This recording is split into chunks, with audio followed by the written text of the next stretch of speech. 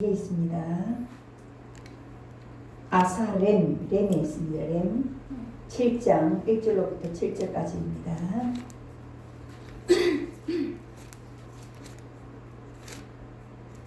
(7장) 1절로부터 7절까지 함께 마음을 함께해서 봉독하겠습니다.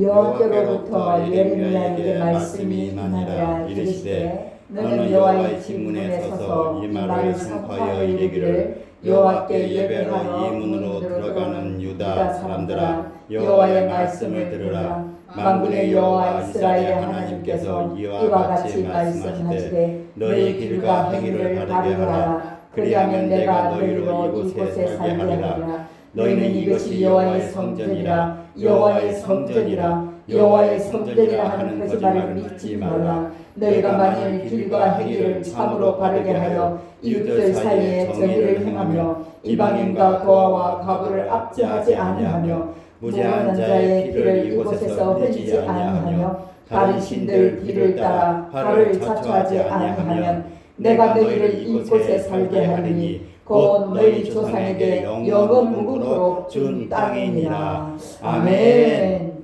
아멘. 감사합니다. 기도하겠습니다. 아버지 하나님 감사합니다. 주님 앞에서 구별된 자로 주님의 참아들이 된 것을 주님 앞에 감사드립니다. 주님의 길을 가는 우리 모든 주와 연합한 성도들과 저에게 정말 주님의 힘을 주시고 능력을 주셔서 아버지 오늘도 예배 가운데서 하나님을 만나는 귀한 시간이 될 수 있도록 주님 인도하여 주시옵소서. 아멘. 말씀이 정말 성령으로 조명받기를 원하오니 성령의 충만하신 가운데서 이 말씀이 우리에게 들려지게 하여 주시옵소서. 아멘. 영광을 돌리며 예수님 이름으로 기도드립니다. 아멘. 아멘. 감사합니다. 잠시만요.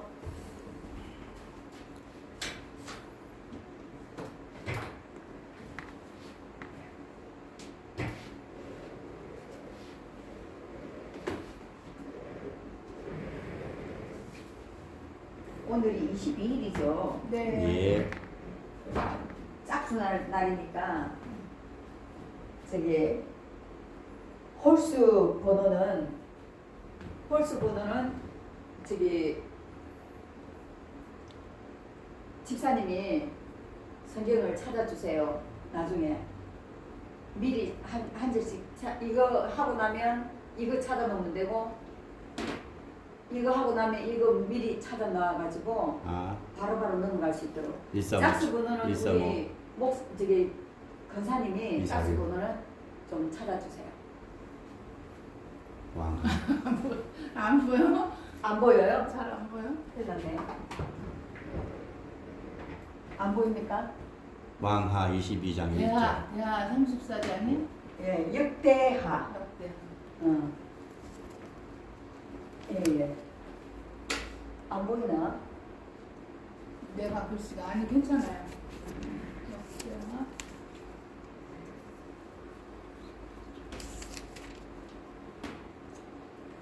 자, 오늘은 예배에 대한 하나님의 마음을 설교 말씀으로 제목을 정했습니다. 예배라는 것은 참 우리가 예배자로 선택을 받은 거예요. 예배는 어떤 장소입니까? 하나님과 만나는 장소이고 하나님과 대화하는 장소이고 하나님과 친밀히 교통하는 그런 자리입니다. 그래서 이 예배를 통해서 하나님은 우리에게 축복을 주시고 이 예배를 통해서 하나님의 음성을 들려주시고 이 예배를 통해서 하나님의 뜻을 우리에게 나타내 주시는 자리가 이 예배입니다. 이 예배는 주일 예배라고 주일 날 드리는 예배죠. 이 예배는 정말로 잔치의 자리고 하나님과 함께 동고동락하는 자리고 그래서 우리 신앙인들에게는 가장 핵심적인 시간이 이 예배입니다. 예배는 어디서 들려집니까? 성전에서 들려지죠. 근데 옛날에 이스라엘 백성들은요, 그 성전에 그 여호와의 언약궤가 있었기 때문에 이 성전을 완전히 신성불같이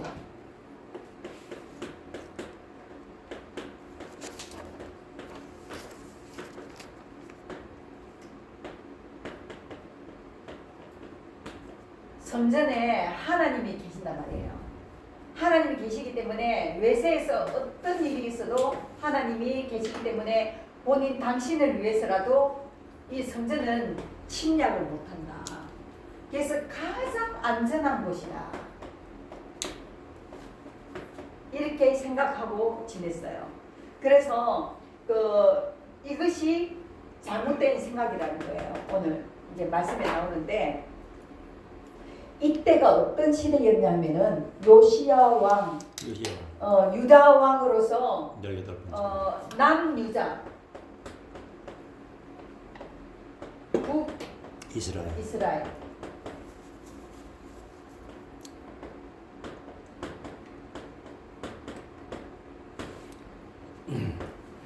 우리하고 거의 비슷합니다. 남북. 우리 대한민국을 영적 이스라엘이라 합니다.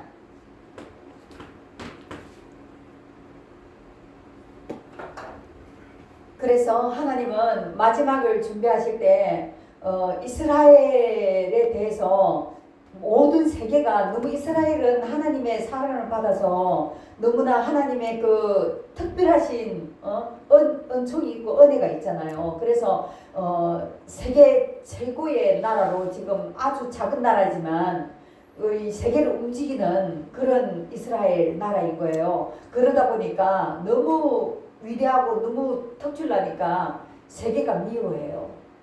미워하는데 하나님의 자녀들은 이스라엘을 미워하지 말라 그래요. 이것은 하나님 앞에 죄입니다.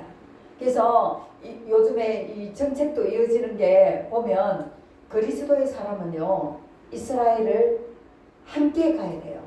그리고 미국이 트럼프 대통령이 이스라엘과 함께 하잖아요. 이건 하나님이 세우신 종이에요. 아멘. 왕이 대통령이에요. 트럼프 대통령이. 그래서 마지막을 지금 준비해가는 데 있어서 전 세계의 움직임이 지금 미국과 이스라엘과 우리 대한민국으로 통해서 이루어진단 말이에요.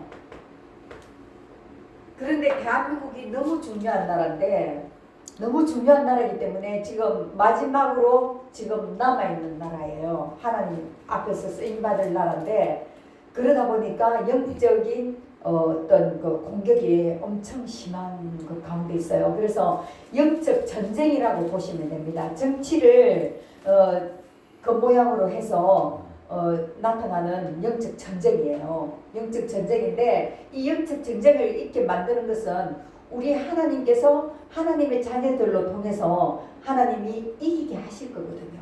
그게 하나님의 최후 그 생각이신 거예요. 그래서 우리를 통해서 대한민국에 있는 우리를 통해서 예수님을 많이 믿는 사람들이 만약에 1000만 명이라면 그 1000만 명 중에 정말 예수를 잘 신실하게 잘 믿는 그런 사람이 얼마나 되겠습니까? 그 안에 우리가 들어가야 돼요. 들어가야 되고 그 안에 들어가 있는 사람은 이렇게 마지막 시대에 쓰임을 받게 됩니다. 아멘. 네, 쓰임을 받게 됩니다. 그래서 지금도 늦지 않았어요. 지금 최고 위기의 상태인데 교회도 지금 이제 법을 냈거든요. 교회 핍박하려고, 교회 말살시키려고. 그건 원래부터 이재명이가 대통령 되기 전부터 말했던 거예요. 그러니까 사람들이 다 속았어요. 그래서 이번에 이제 그 교회 그 단체에서 이제 그분들이 이렇게 성명을 발표하고 하는데 그거 갖고 안 돼요. 기도해야 돼요. 기도해야 됩니다. 그래서 저는 확신합니다. 이런 어려움 가운데서도 정말 우리나라 이 기도하는 우리 하나님의 자녀들을 통해서 이 나라를 변화시키고 기경해서 뒤집어 엎어서 정말 참된 나라로 하나님의 일을 준비할 수 있는 예수님의 재림을 준비하는 그런 나라로 만들어 놓을 것을 저는 확신하고 믿습니다. 네. 그래서 이 요시야 왕은 어떤 왕이냐면 왕하 23장 25절 열왕기하 23장 25절. 왕 하는 거. 예. 23장 25절 말씀 한번 다 함께 읽어봅시다. 됐습니까? 요시야와 같이 마음을 다하며 뜻을 다하며 힘을 다하여 모세의 모든 율법을 따라 여호와께로 돌이킨 왕은 요시야 전에도 없었고 후에도 그와 같은 자가 없었더라. 아멘. 요시야가 어떤 왕입니까? 하나님이 인정하시는 가장 선한 왕입니다. 가장 선한 왕입니다. 가장 선한 왕이고 요시야 왕 이전에 아몬 왕이 있었고 아버지가 그 다음에 므낫세가 있었고 그 전에 히스기야 왕이 있었습니다. 히스기야 왕도 요시야처럼 선한 왕으로 꼽히고 있습니다. 하지만 그분보다 히스기야 왕도 종교개혁을 했어요.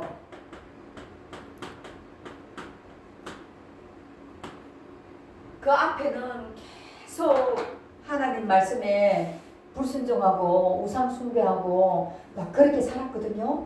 살았는데 히스기야가 딱 나오면서 이제 그 산당이나 막 이런 것들을 갖다가 다 불태워버리고 없애버리고 이제 거룩하게 했었어요. 했었는데 그보다 더 강하게 한 사람이 요시야예요. 요시야. 요시야 왕은 열왕기하 22장 1절 말씀 찾았습니까? 22장 1절. 예. 열왕기하 22장 1절 미리 찾아 놓으시려니까요. 예. 한번 읽어 주십시오. 요시야가 왕위에 오를 때에 나이가 8세라 예루살렘에서 31년간 다스리니라. 그의 어머니의 이름은 여디다요 보스갓 아다야의 딸이더라. 아멘. 요시야 왕이 등극할 때 8살. 8세였어요. 그리고 31년간 통치했어요. 그러면 8세부터 31년 하면 39살까지. 그죠? 39살까지 하고 죽었어요. 네, 죽었어요. 단명했네. 예, 죽었는데 참 이 요시야의 죽음에 대해서는 굉장히 말이 많습니다. 이거는 다음에 제가 요시야의 죽음에 대해서 한번 살펴보겠습니다. 그리고 요시야 왕이 16대 왕인데 유다 왕인데 사실은 그 실제적인 왕으로서는 마지막 그 뒤에는 여호야김, 시드기야 막 이렇게 악한 왕들이 있었는데 이 왕들은 바벨론 치하에서 포로로 다 잡혀갔죠. 있었기 때문에 진짜 왕이 아닌 거죠. 그죠? 그래서 사실상 요시야 왕으로부터 끝이 납니다. 이스라엘의 그 절대적인 그 군주의 그 끝이 나는 겁니다. 그래서 이 요시야 왕은 종교 개혁으로 통해서 나라를 바로 세운 그런 선한 왕으로 꼽히고 있는데 왕하 22장 1절에 보셨죠? 8살에 했고 등극했고 31년간 통치했다. 그리고 역대하에 34장 3절로부터 7절 말씀 한번 읽어 주시겠습니까? 아직도 어렸을 때 곧 왕이 있은 지 8년 그의 조상 다윗의 하나님을 비로소 찾고 제12년에 유다와 예루살렘을 바로서 청결하게 하여 그 당신들과 아세라 묵상들을 아로 새긴 우상들과 부어 만든 우상들을 제거하여 버린 채 몇 장까지죠? 7절. 7절? 예. 제단을 허물어 아세라 묵상들과 아로 새긴 우상들을 바 가루를 만들며 온 이스라엘 땅에 있는 모든 태양산을 찍고 예루살렘으로 돌아왔더라. 맞아요? 예, 예. 지금 뭐라 했습니까? 그 지금 재단들을 허물고 안세라 목상들을 뭐 목상들을 빻아서 가루로 만들고 다 불태워버리고 이게 종교개혁이에요. 그때는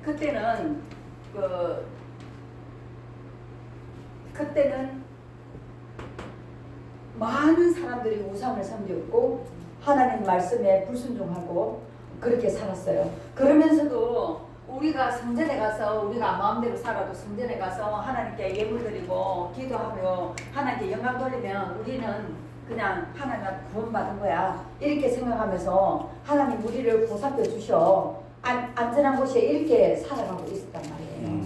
예, 그렇게 했는데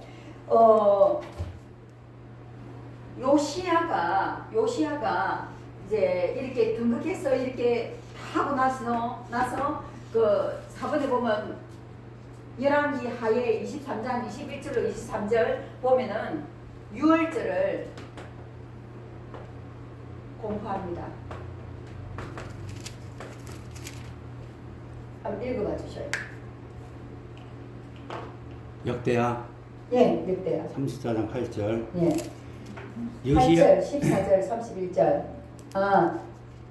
유월절이 아니고 그 전에 이제 그 성전을 건축하는데 건축하는 그 내용이 나와요. 34장 8절. 요시야가 왕이 있은 지 18째 해에 그 땅과 성전을 정결하게 하기를 마치고 그의 하나님 여호와의 전을 수리하려 하여 아살라의 아들 사반과 시장 미아세야와 서기관 요아스의 아들 요아를 보낸지라. 또 14절. 무리가 여호와의 전에 헌금한 돈을 꺼낼 때에 제사장 hil기야가 모세가 전한 여호와의 율법책을 발견하고 31절. 왕이 자기 처소에 서서 여호와 앞에서 언약을 세우되 마음을 다하고 목숨을 다하여 여호와를 순종하고 그의 계명과 법도와 율례를 지켜 이 책에 기록된 언약의 말씀을 이루리라 하고. 아멘. 이렇게 성전을 이제 선포하고 성전을 이제 그 빡빡아가지고 전에 그 성전을 다시 수리를 하려고 했었는데 그게 안 됐었어요. 그걸 못했어요. 못하고 나니까 요아스가 보니까 성전을 다시 수리해야 되겠다 이래가지고 돈을 모으고 이제 그렇게 해서 이제 하나님께 이제 하나님의 예배 의식을 다시 회복시키는 거예요. 회복시키는 건데 열왕기 하에도 있습니다. 이건 안 찾으셔도 되겠습니다. 다음에 한번 찾아보시기 바랍니다. 그래서 성전 수리를 하는데 거기서 뭐가 나냐면은 율법책이 나왔어요. 아멘. 율법책이 기가 막히죠. 어디 밑에서 숨겨져 있었던 거예요. 그래서 율법책이 나와서 hil기야 선지자가 이걸 사반이라는 서기관한테 들려보내서 왕 앞에 읽도록 만들어요. 그 읽다 보니까 무슨 내용이 있었냐면 거기에 이스라엘 백성들이 그 선조들이 너무나 하나님 앞에 죄악을 저어가지고 이제는 이 나라를 갖다가 멸망을 시켜야 된다 그런 말씀이 들어가 있는 거예요. 그러니까 이걸 어떻게 막을 수가 없게 된 사정에 있는 거예요. 그러니까 이 요시야가 이 말을 듣고 요시야가 다시 백성들을 다 모아가지고 백성들 앞에 이걸 읽어줍니다. 너희들이 이렇게 살아서 되겠냐? 우리가 다시 하나님 앞에 돌아가자. 이래가지고 요시야가 그 책임을 지고 이제 가는 거예요. 이래서 종교개혁을 아주 강하게 했던 사람이 요시야 왕입니다. 그래서 왕하 23장 21절로 23절 열왕기하 왕 해갖고 하 23장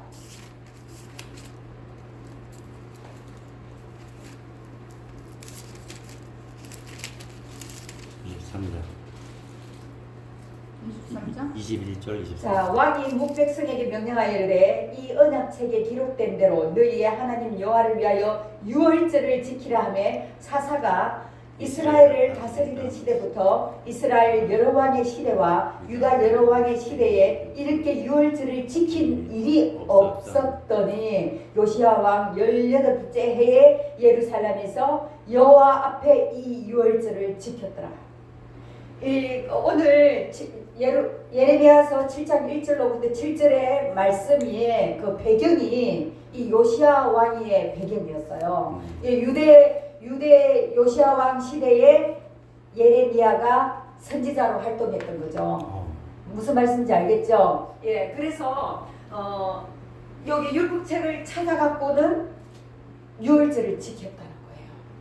그냥 모든 법을 갖다 바꾸고 하나님께로 예배를 잘 드리고 하나님의 유월절을 꼭 지키라 했거든요. 그런데 유월절을 안 지키신 거예요. 이렇게 유월절을 잘 지킨 적이 없었다는 말씀이 그죠. 그래서 요시야 왕은 하나님 앞에 굉장하게 정말로 성실하게 살았던 사람이에요.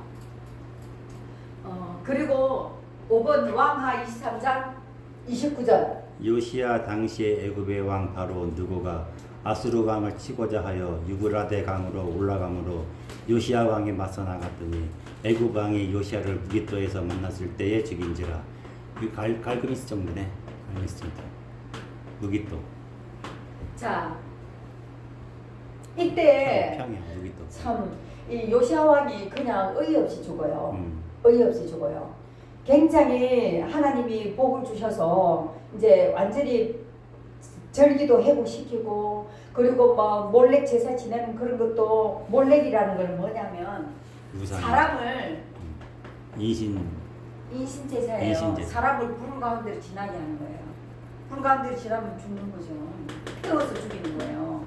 그런 제사까지도 행위에 그 이스라엘 백성이었다고요. 그러니까 이방 민족의 그 악한 우상을 다 섬긴 거죠. 그러면서도 나는 하나님 믿으니까 나 하나님 믿고 있잖아. 그렇지만 그 신도 믿고 이방 신도 믿고 그럼 하나님 인정을 안 한다는 거예요. 일단은 죄잖아요. 우상 숭배는 죄잖아요. 죄를 짓는 사람한테 하나님이 어떻게 같이 할 수 있습니까? 우리에게 생명을 못 줘서 예수님을 보냈다고 했잖아요. 그죠? 그래서 절대로 멸망할 수밖에 없는 거예요. 근데 요시야 왕이 이제 그 바벨론 그때 바벨론이 침공하고 막 이랬잖아요. 그죠? 바벨론에 그 포로가 되고 그런 거잖아요. 그죠?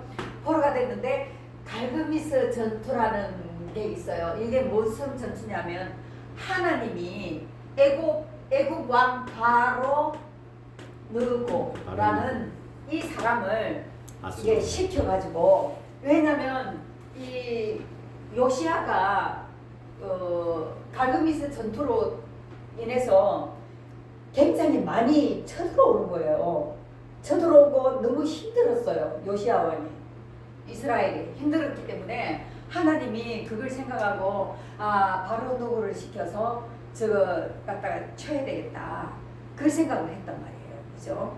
그렇게 했는데 그래서 하나님이 음성을 듣고 온 거예요. 하나님은요 안 믿는 왕에게도 느부갓네살에게도 역사했잖아요. 그죠?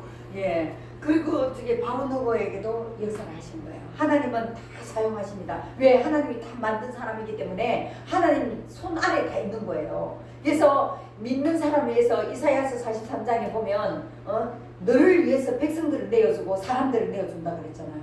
나라도 내어주고 사람들도 내어주고 백성을 내어준다 그랬는 거예요. 우리는 하나님의 특별한 관심과 특별한 사랑 안에서 우리는 살아가고 있다고 생각하시면 되는 거죠.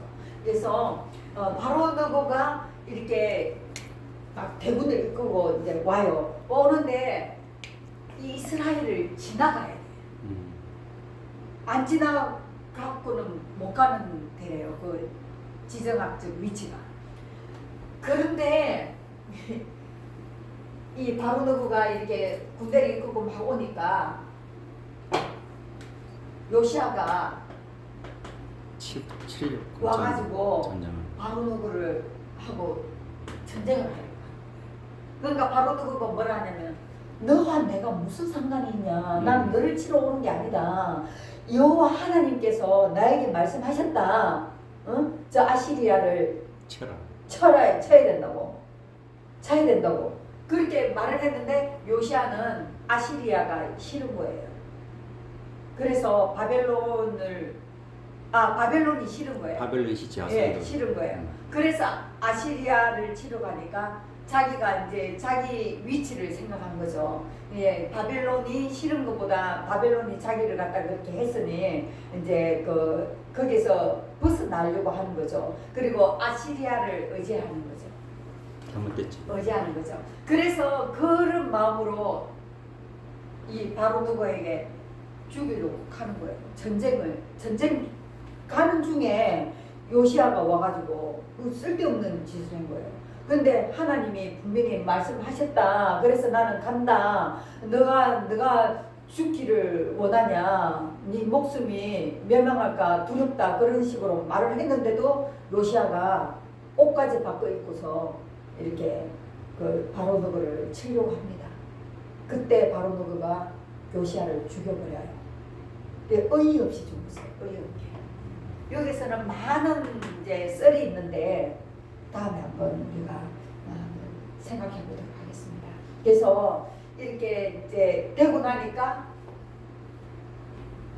예레미야서 35장 25절 이게 예레미야의 애가라고 하는데 슬픈 노래예요. 슬픈 노래.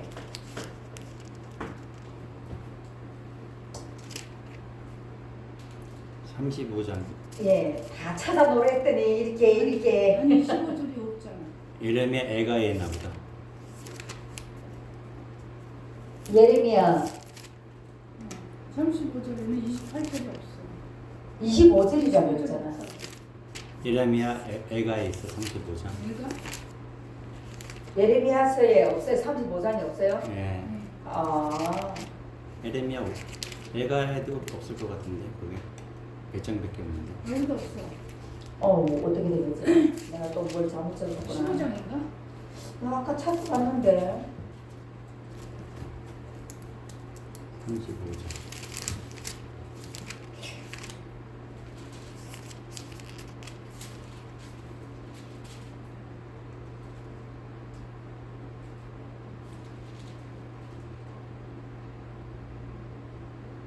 (15절) 35장 15절. 15절이에요? 그래. 아, 25절 내가 잘못 적었구나. 내가 내 종 모든 선지자를 그거네. 예. 예. 권사님 읽으시면 됩니다. 아 그거.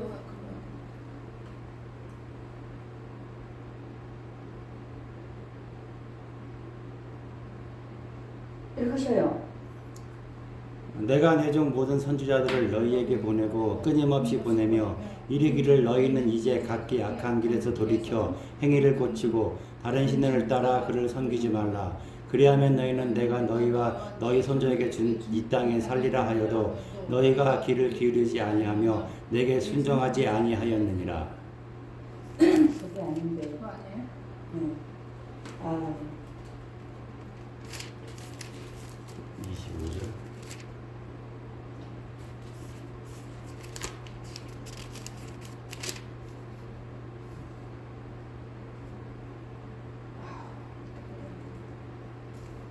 그래, 이거는 제가 다음에 말씀드리겠습니다.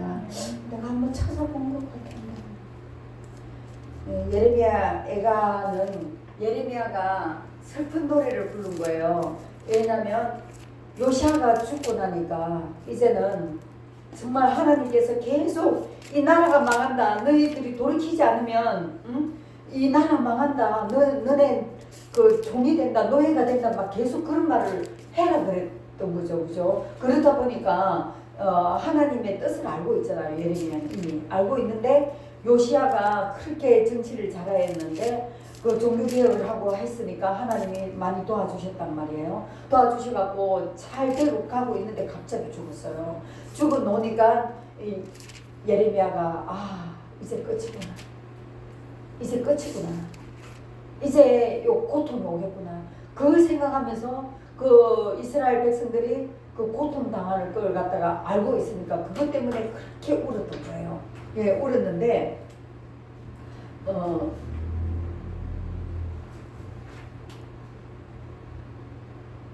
요시아의 종교 개혁 가운데서도 하나님의 진노를 거둘 수 없을 만큼 요시아가 분명히 종교 개혁을 했으면 하나님이 이 앞에 머나세 얼마나 악한 왕이었어요. 그런데 해결을 하니까 다 도와줬거든요. 도와줬어요. 그런데 요시아가 그렇게 종교 개혁을 하고 완전 뒤집어 엎었어도 하나님은 그 진노를 거두지 않았다는 거예요. 거두지 않았다는 거예요. 그만큼 이스라엘의 우상숭배와 타락이 거기에 달했다는 거죠. 그래서 요시아의 죽음은 예레미야에게 있어서 요시아의 죽음을 생각하기보다 하나님의 이스라엘에 대한 멸망이 곧 시작될 것임을 알고 있었기 때문에 이스라엘의 멸망을 생각하면서 슬픈 노래를 불렀을 것입니다. 그래서 하나님은 예레미야를 통해 거듭거듭 유다의 타락을 말씀하시면서 돌아오기를 바랬지만 결국 돌이키지 아니하고 결국은 멸망의 길로 갔습니다. 멸망을 초래하게 된 것입니다. 그래서 예레미야 52장의 전장을 보면은 이스라엘 남유다의 포로로 잡혀 멸망이 나옵니다. 이 멸망이 나오는데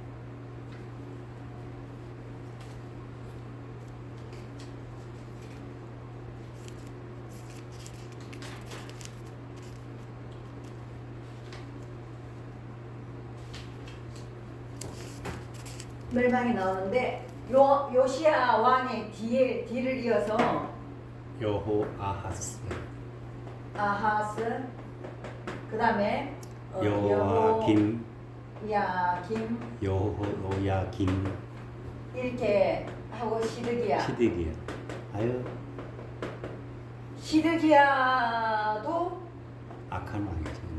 눈도 뽑히고 시드기야가 마지막 왕입니다. 그리고 요아기는 3개월 동안 정치를 하다가 바벨론에 잡혀가서 거기서 살다가 이제 바벨론 왕의 이제 그를 받고 55세에 이제 감옥에 있다가 나와서 이제 저기 바벨론 왕이 잘해줍니다. 잘해주고 거기서 죽었고 요아하스도 3개월 만에 죽습니다. 축출됩니다. 축출. 그 백성들이 요아하스를 이제 아들이니까 세웠는데 축출돼요. 3개월 만에. 악합니다. 그리고 요야김은 11년을 치리하고 시드기야도 11년을 치리합니다. 치리한다는 것은 통치한다는 것이에요. 예. 그래서 이렇게 하는데 이 가운데서 이제 예레미야가 가만히 생각해 보니까 너무 기가 막힌 거죠. 너무 기가 막힌데 요시야 왕이 죽고 나자 하나님을 섬기기는 했지만 다시 우상 숭배, 다시 몰래 제사, 성전에까지 가져간 우상을 들여서 제사를 지내는 거죠. 다시 돌아가고 있는 거예요. 다시. 그러니까 이스라엘이 우상 숭배가 얼마나 가증했냐면은 예레미야서 6장 15절에 보면은 그들이 가증한 일을 행할 때에 부끄러워하였느냐? 아니라 조금도 부끄러워하지 않을 뿐 아니라 얼굴도 붉어지지 아니하였느니라. 그러므로 그들이 엎드러질 자와 함께 엎드러질 것이라. 내가 그들을 벌할 때에 그들이 거꾸러지리라. 여호와의 말씀이니라. 이거는 아주 좋은 말이에요. 안에 예레미야서 들어가 보면은 얼마나 하나님이 신랄하게 비판하는지 몰라요. 어떻게 하나님이 이런 말씀을 하셨을까? 이리 싶을 정도로 굉장한 말을 하십니다.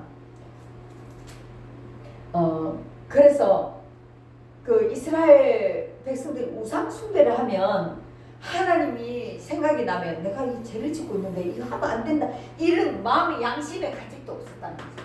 꺼리낌 없이 했죠. 그 꺼리낌 없이 하니까 내가 잘못하는 일을 지금 하고 있네 하면 얼굴이 붉게져요. 우리 그런 거 많이 느끼잖아요. 그죠? 내가 잘못하고 있는데 아, 뜨겁네 이렇게 되는데 얼굴도 붉어지지 않아요. 하나님이 다 보고 계십니다. 그렇죠.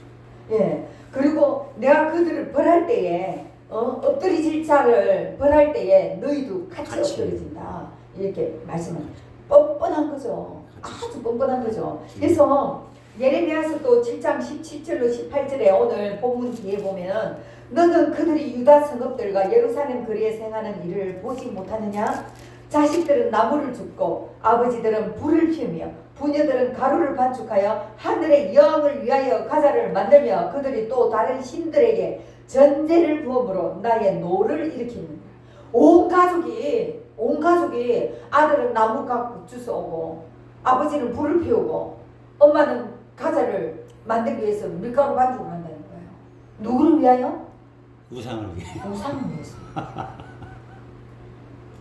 대놓고 다른 신을 하는데 전제를 부었다 그래.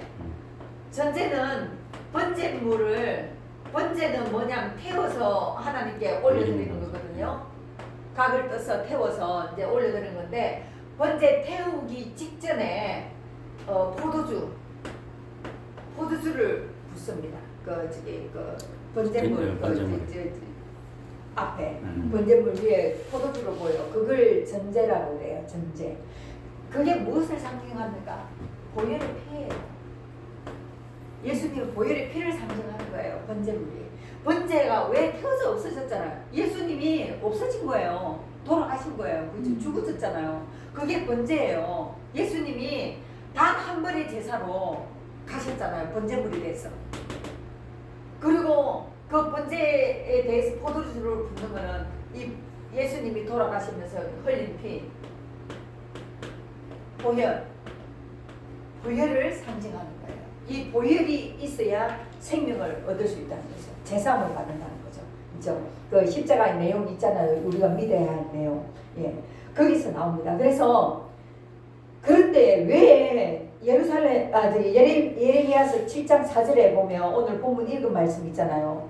성전이라 하는 말을 믿지 말라. 거짓말이다 그러잖아요. 왜 거짓말이라고 합니까? 우상 성전인데.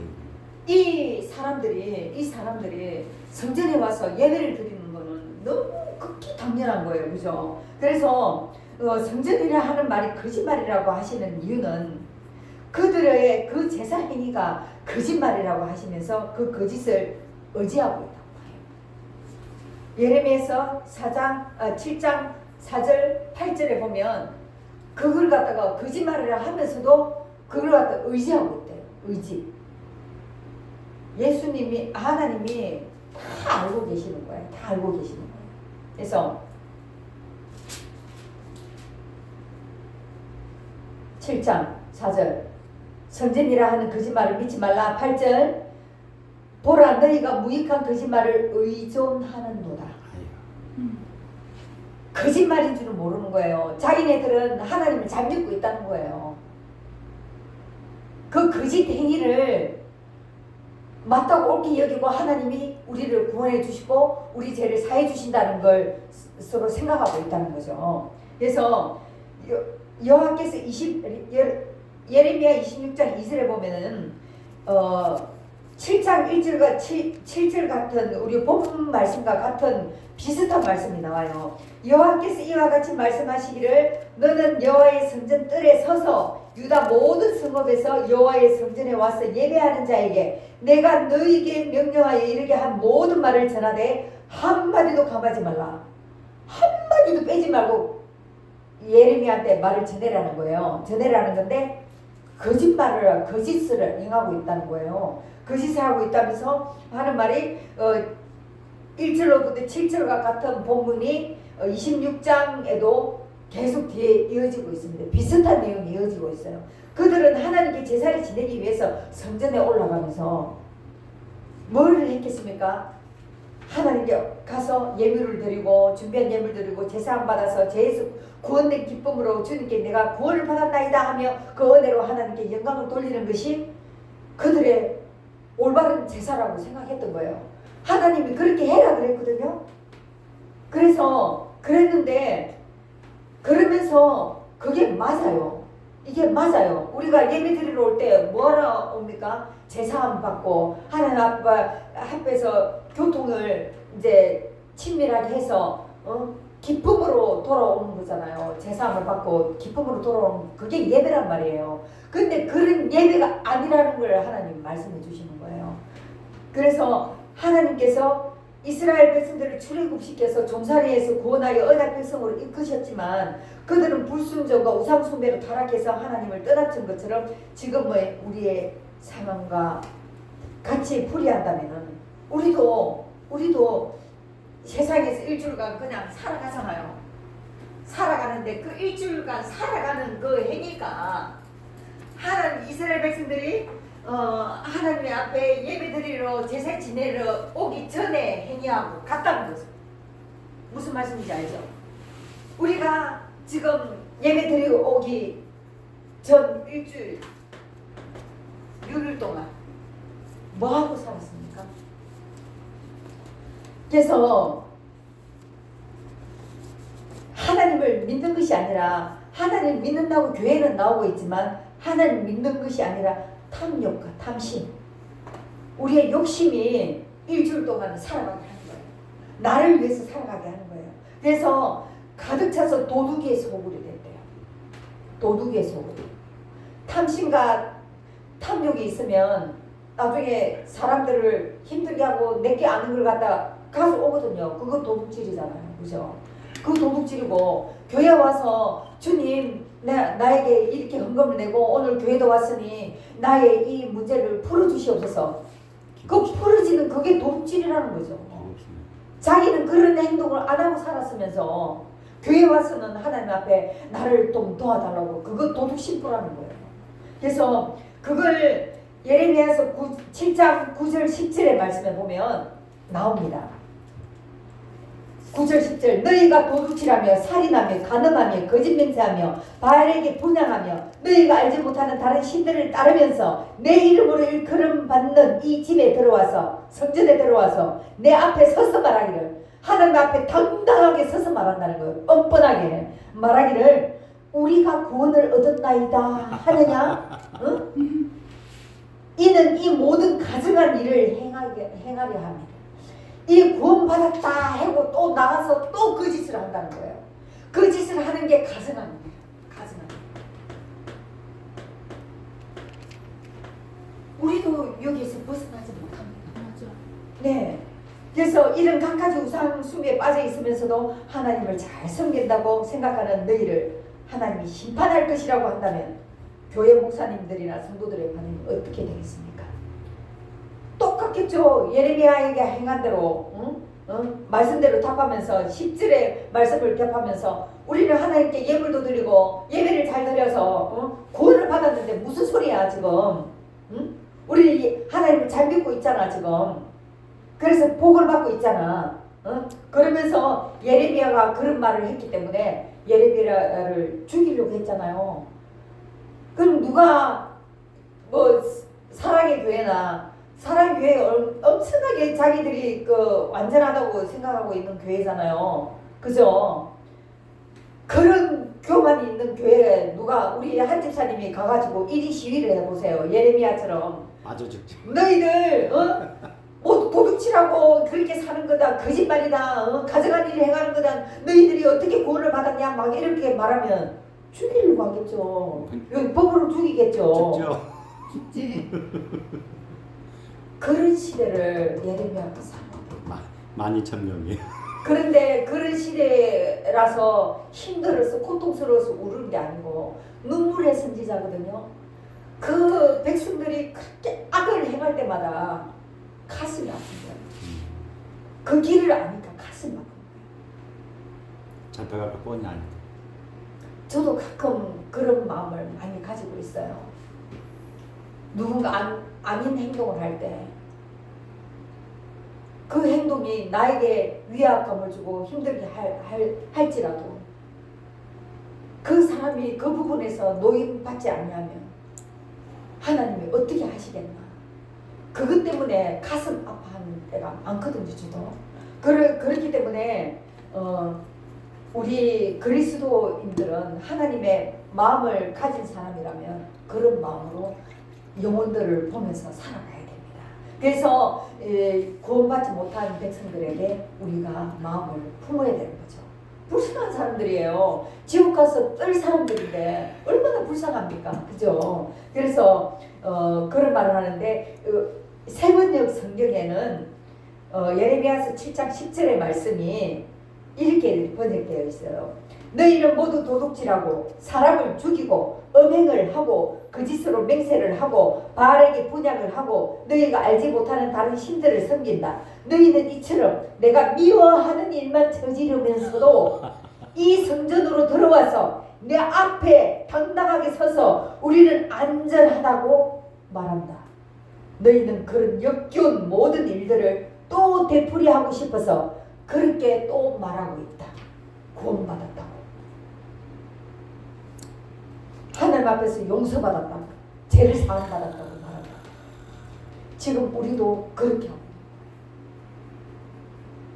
6일 동안 살면서 어떻게 살았습니까? 나를 생각해 보시라고. 나를. 그래서 여러분들에게 묻습니다. 우리 주와 연합한 성도님들은 어떠한 마음으로 예배를 드리고 있습니까? 예배 가운데 주님께 자신을 드리는 애타는 마음이 있습니까? 6일 동안 살아오면서 나는 이런 자일 수밖에 없습니다. 내가 했던 짓을 또 행했습니다. 반복되는 회개, 이거는 회개가 아닙니다.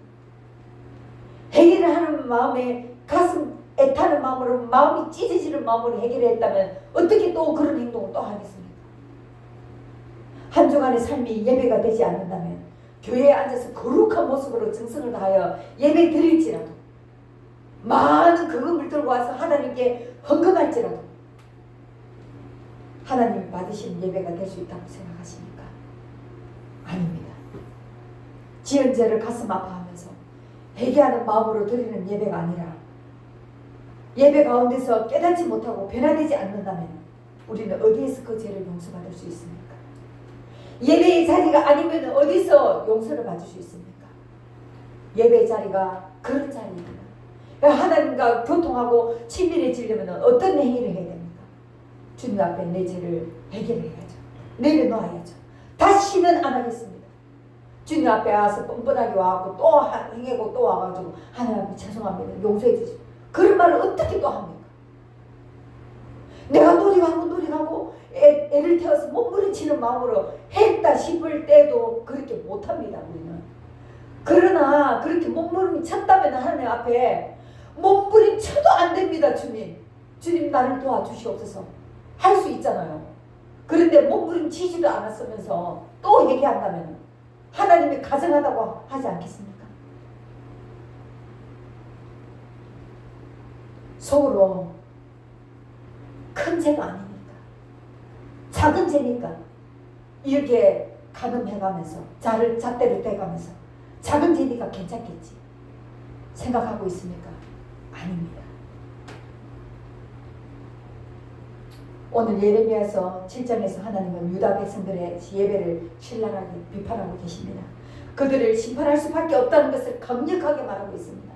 요시야 왕이 그렇게 가감한 종교 개혁을 했을지라도 하나님께서는 그걸 통해서 용서해 주시는 것이 아니라 그걸 통해서라도 용서할 수 없는 그런 모습이 되었기 때문에 이 진노하고 멸망시킬 수밖에 없던 그런 대로 나아갔을 때에 하나님은 얼마나 그 백성들을 보고 가슴을 아팠겠습니까? 그 가슴 아파하는 하나님의 그 마음을 대변하는 사람이 예레미야가 눈물로서 대변하고 있잖아요. 그게 하나님의 눈물입니다. 그래서 10절 하반절 말씀에 구원받았다는 것은 다시 또 세상에 나가서 일주일 동안 되풀이 된다는 것을 말하는 것이고 그것을 가증한 일이라고 하나님은 말씀하고 계시는 것입니다. 그래서 11절에 내가 똑똑히 보았다고 말씀하시고 계시죠. 11절을 보십시오.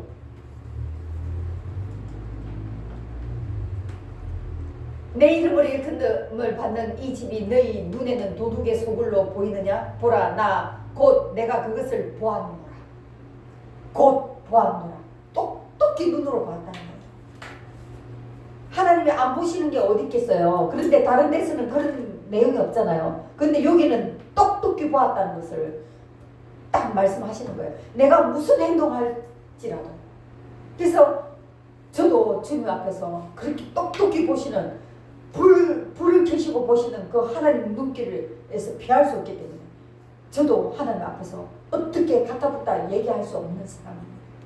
그래서 이 말씀으로 통해서 이러한 하나님께서 우리가 피할 수 있다고 생각하십니까? 어느 누가 하나님의 눈을 피할 수 있겠습니까? 우리가 살아가는 일주일 동안 보이지 않는 하나님이라고 내 생각대로 내 성질대로 내가 하고 싶은 대로 살아간다면 그것은 하나님이 그것을 가만히 두시겠습니까? 하나님의 공의가 가만히 있지 않으실 것이고 하나님의 사랑이 우리 지팡이와 우리를 지팡이와 막대기로 인도하셔서 고통의 연단을 통해서 결국 하나님의 아들로 굳건히 세우실 것을 기억해야 합니다. 우리가 하나님의 아들로서 굳건히 세워지게 되기 전에 어떠한 고통이 있을지 어떠한 연단이 있을지 우리는 아무것도 모릅니다. 그 연단이 있을 때까지 기다리겠습니까?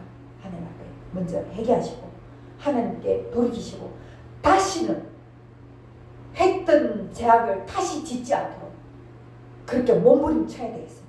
그래서 이스라엘의 죄값 때문에 바벨론으로 끌려간 것처럼 우리의 삶에도 분명한 고통과 자유와 자유에 대한 억압이 있을 수 있습니다.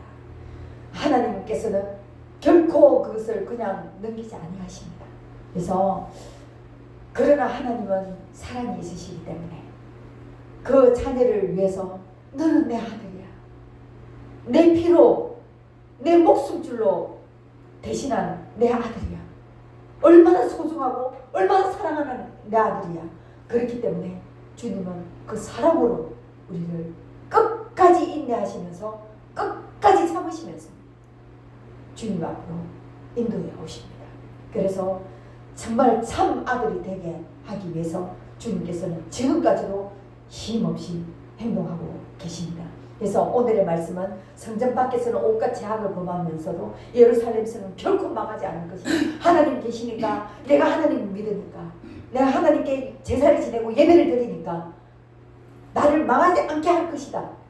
교회 안에서 내가 살아가는데 하나님 앞에 때를 따라서 하나님 앞에 와서 예배 지내는데 예배를 드리는데 회개하는데 하나님이 나를 안 도와주시겠어? 나를 망하게 하시겠어? 그런 마음 버리시라고 해요. 이 성전이 안전할 수 있는 것은 내가 하나님 안에서 정말로 전제로 부어지고 녹아지고 깨어지고 부서져서 내가 없어지는 순간에 하나님께서 나와 같이 친밀하게 동행해 주십니다. 그래서 그 구원이 보장된다고 믿었던 그 유대 백성들의 어리석음을 말씀하신 하나님께서 지금은 우리에게 대묻고 계십니다. 너희는 어떠하냐? 너희는 어떠하냐? 김주연 너는 어떻게 하고 있냐? 지금 묻고 계십니다.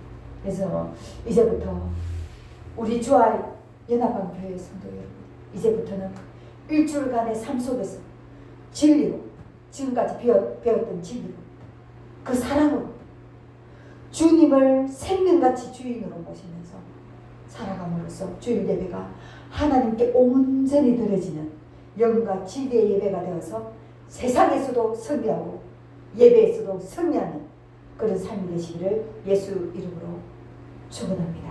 아멘. 기도하겠습니다. 하나님 아버지 감사합니다. 이 예배가 얼마나 소중한지, 이 예배가 얼마나 주님 앞에서 감사한 일인지, 우리를 새롭게 회복시키시고 우리를 새롭게 거듭나게 하시는 이 자리에서 정말 주님의 은혜를 잊기 원합니다. 주여 우리의 모든 죄악 가운데서 살아가는 모든 것을 주님 내려놓사오니 주여 이 자리에서 우리를 사해 주시고 주님과 함께 친밀한 관계를 통하여서 승리하는 삶이 될 수 있도록 우리 주와 연합한 교회 모든 성도들을 위해 함께하여 주시기를 간절히 바라고 나며 감사드리며 예수님 이름으로 기도드리옵나이다. 아멘. 아멘. 예, 헌금 드리는 시간입니다.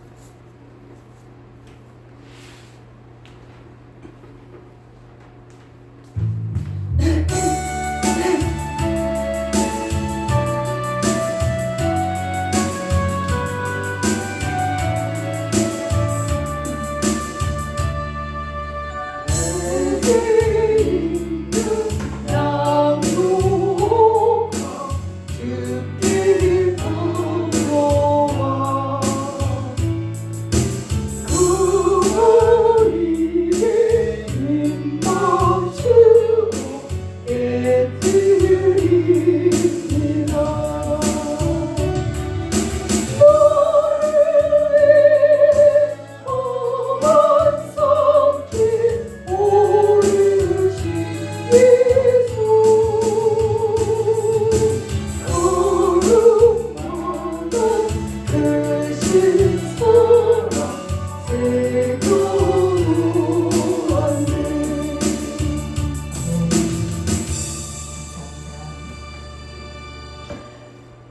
이는 받으실 만한 향기로운 제물이요 하나님을 기쁘시게 한 것이라.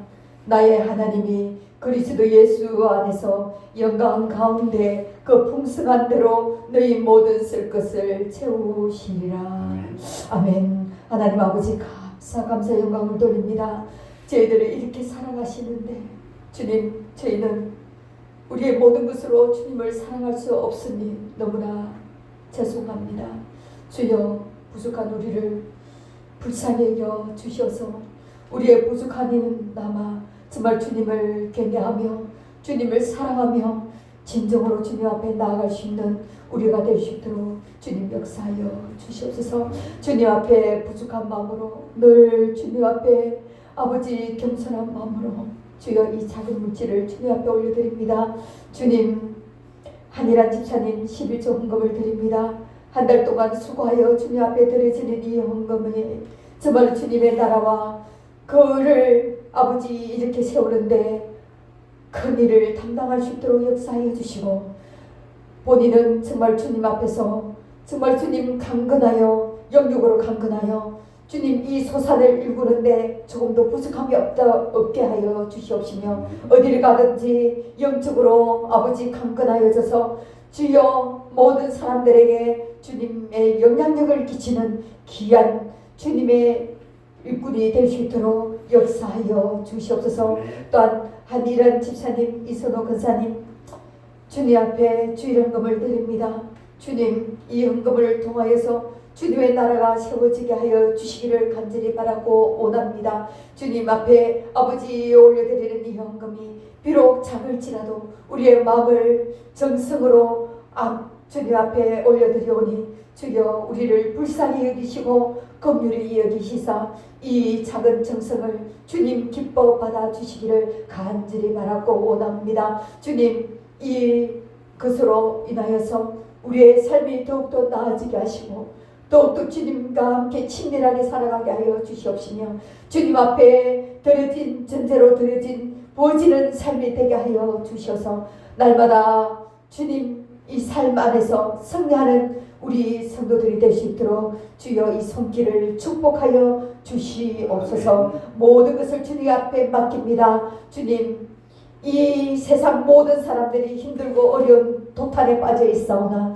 우리의 성도들은 이 헌금을 올려드린 주여 성도들의 손길만은 주여 붙들어 주시옵소서. 주님의 은혜 아래 주님의 축복 아래 아버지 하나님 하늘의 신령한 복과 땅의 기름진 축복으로 살아갈 수 있는 귀한 주님의 아버지 일꾼들이 될 수 있도록 역사하여 주실 줄 믿사오며 주님 앞에 감사하며 축복하며 예수 이름으로 기도드리옵나이다. 아멘. 감사합니다.